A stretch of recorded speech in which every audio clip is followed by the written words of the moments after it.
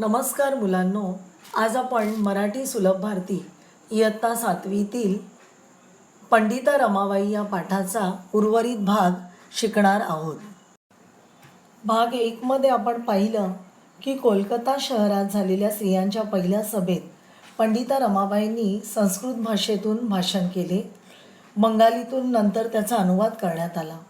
स्त्रियांची पहिली सभा, पहिली स्त्री वक्ता आणि पहिला मौखिक अनुवाद ही त्या सभेची वैशिष्ट्ये ठरली होती। आपले आई वडील बंधू यांच्या निधनानंतर एकटे जीवन किती कठीण आहे याचा अनुभव घेतल्यानंतर रमाबाईंनी प्रसिद्ध वकील बिपिन बिहारी मेधावी यांच्याशी विवाह केला। पण दुर्दैवाने 2 वर्षाच्या आतच बिपिन बाबूंचे निधन झाले आणि आपल्या तान्ह्या मुलीला घेऊन रमाबाई पुण्यामध्ये आल्या। इथे त्यांनी स्वतःचे पहिले व्याख्यान न्यायमूर्ती रानडे यांच्या घरी केले। न्यायमूर्ती रानडे यांचे पूर्ण नाव महादेव गोविंद रानडे हे 20व्या शतकातील एक महान समाजसुधारक होते। आता आपण पुढे पाठ वाचूया। तिथेच प्रत्येक आठवड्यात एकेका घरी त्यांचे व्याख्यान व्हावे असे ठरले। बाई माणूस बोलते तरी कशी हे पाहण्याची उत्कंठा प्रत्येक पुरुषाला लागली होती। व्याख्यानाला येणाऱ्याने आपल्यासोबत घरातल्या एका स्त्रीला आणल्याशिवाय प्रवेश मिळणार नाही अशी पंडिताबाईंच्या व्याख्यानांच्या निमंत्रण पत्रिकेत एक अटच घातलेली असे। अशी आठवण आपल्या सासऱ्यांबरोबर सभेला गेलेल्या काशीबाई कानिटकरांनी लिहून ठेवली आहे।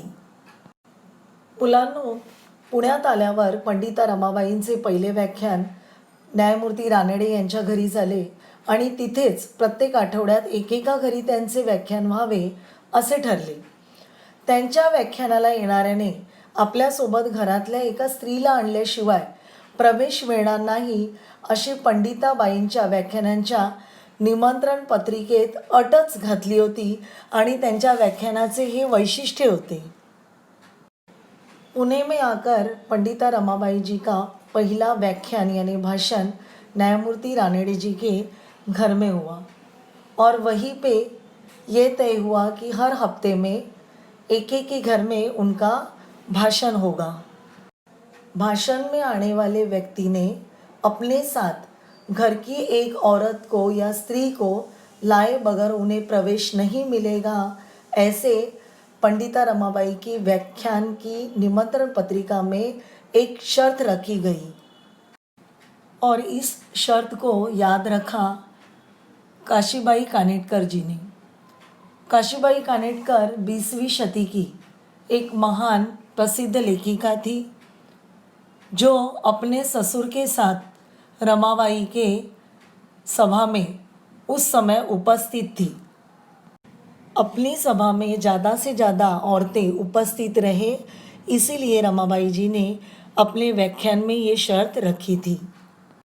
मुलांनो, त्या काळी स्त्रियांना घराबाहेर पाठवले जायचे नाही आणि म्हणूनच एक बाई माणूस सभेत बोलते तरी कशी हे पाहण्याची प्रत्येक पुरुषाला उत्कंठा लागली होती। उत्कंठा लागली होती म्हणजेच उत्सुकता लागली होती आणि म्हणूनच त्यांनी व्याख्यानाला येणाऱ्याने आपल्यासोबत एका स्त्रीला आणावे अशी सभेमध्ये अट घातली होती। स्त्रियांनी शिकले व शिकवले पाहिजे, त्यासाठी आपल्या मातृभाषेचे अचूक ज्ञान प्राप्त केले पाहिजे। शिक्षिका म्हणून उभ्या राहण्यासाठी स्त्रियांना प्रोत्साहन म्हणून शिष्यवृत्त्या दिल्या पाहिजेत अशी शिफारस त्यांनी हंटर कमिशनकडे केली। मुलांनो, हंटर कमिशन म्हणजेच इंग्रजांच्या काळात भारतीय शिक्षण व्यवस्था पाहण्यासाठी W. हंटर या अधिकाऱ्याच्या अध्यक्षतेखाली नेमण्यात आलेली एक समिती। बच्चों, हंटर कमीशन यानी भारतीय शिक्षण व्यवस्था देखने वाले W. हंटर इस अधिकारी के हाथ के नीचे काम करने वाली एक समिति। समाज की औरतों ने खुद भी सीखना चाहिए और दूसरों को भी सिखाना चाहिए और इसलिए उन्हें अपनी मातृभाषा का ज्ञान होना बहुत ज़रूरी है। एक अच्छी शिक्षिका निर्माण करने के लिए और स्त्रियों को उत्तेजन के लिए उन्हें शिष्यवृत्ति देना ज़रूरी है, यह मांग पंडिता रमाबाई जी ने हंटर कमिशन के पास की थी. स्त्रियांनी शिकले पाहिजे व शिकवलेही पाहिजे. चांगली शिक्षिका घडण्यासाठी आणि स्त्रियांना उत्तेजन म्हणून शिष्यवृत्ती दिल्या पाहिजेत.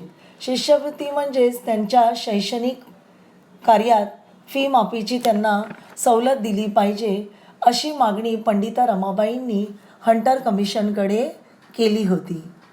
अनाथ, अपंग, विधवा अशा स्त्रियांची सेवा करून त्यांना स्वावलंबी जीवन जगता यावे, यासाठी कार्य करण्याचा आपला निश्चय रमाबाईंनी पुणे, मुंबई, अहमदाबाद इथल्या पुढाऱ्यांना व धनवानांना कळवलं. पण अशा कार्याची समाजाला काही गरज आहे, हा विचारच काहींना पटला नाही. एका उदार गृहस्थाने 10,000 रुपये देऊन त्या रकमेत रमाबाईंनी त्यांचे 40,000 रुपयात होणारे काम करून दाखवावे, अशी अट घातली. समाजातील अनाथ, अपंग, विधवा स्त्रियांची सेवा करणे आणि त्यांना स्वावलंबी जीवन जगता येणे म्हणजेच स्वतःची कामे स्वतःच करण्याची धारणा त्यांच्यात निर्माण करणे, यासाठी कार्य करण्याचा रमाबाईंनी निश्चय केला. पण त्यांचे हे कार्य पूर्ण करण्यासाठी त्यांना पैशाची आवश्यकता होती आणि म्हणूनच त्यांनी त्यांचा हा निश्चय पुणे, मुंबई आणि अहमदाबाद इथल्या पुढाकाऱ्यांना आणि धनवानांना कळवला.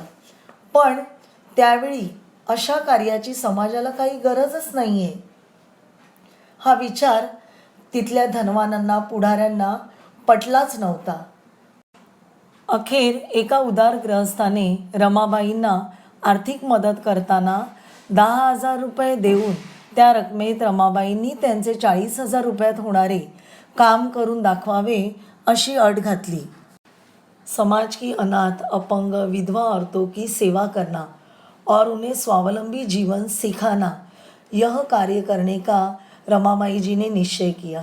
लेकिन उनको यह निश्चय पूरा करने के लिए आर्थिक मदद की ज़रूरत थी और इसलिए उन्होंने अपना यह विचार समाज के पुढ़ारी तथा धनवानों को बताया. लेकिन उस समय काफ़ी लोगों को यह उनका विचार मान्य नहीं हुआ. लेकिन आखिरकार एक गृहस्थ ने 10,000 रुपये देकर उन पे उदारता दिखाई.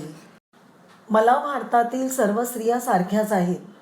जेथपर्यंत माझ्या शरीरात रक्ताचा एक बिंदू मात्र आहे, तेथपर्यंत आपल्या स्त्री जातीचे कल्याण व सुधारणा करण्याच्या कामापासून मी परामुख होणार नाही. स्त्री जातीची सुधारणा करण्याचे व्रत मी धारण केले आहे. रमाबाईंच्या या उद्गारावरूनच त्यांना एकूणच स्त्री जातीविषयी किती अपार प्रेम होते आणि त्यांचे दुःख दूर करण्याविषयी किती तळमळ होती, हे दिसून येते. पंडिता रमाबाई अशा म्हणाल्या होत्या की मला सर्व भारतीय स्त्रिया समान आहेत. जोपर्यंत माझ्या शरीरात रक्ताचा एक थेंब आहे, तोपर्यंत आपल्या स्त्री जातीचे कल्याण व सुधारणा करण्याच्या कामापासून मी परामुख होणार नाही, म्हणजेच मागे हटणार नाही. स्त्री जातीची सुधारणा करण्याचे व्रत म्हणजे निश्चय मी केलेले आहे. या पंडिता रमाबाईंच्या उद्गारातूनच त्यांना स्त्री जातीविषयी अपार प्रेम होते, हे समजून येते. सारी भारतीय महिला मेरे लिए समान है.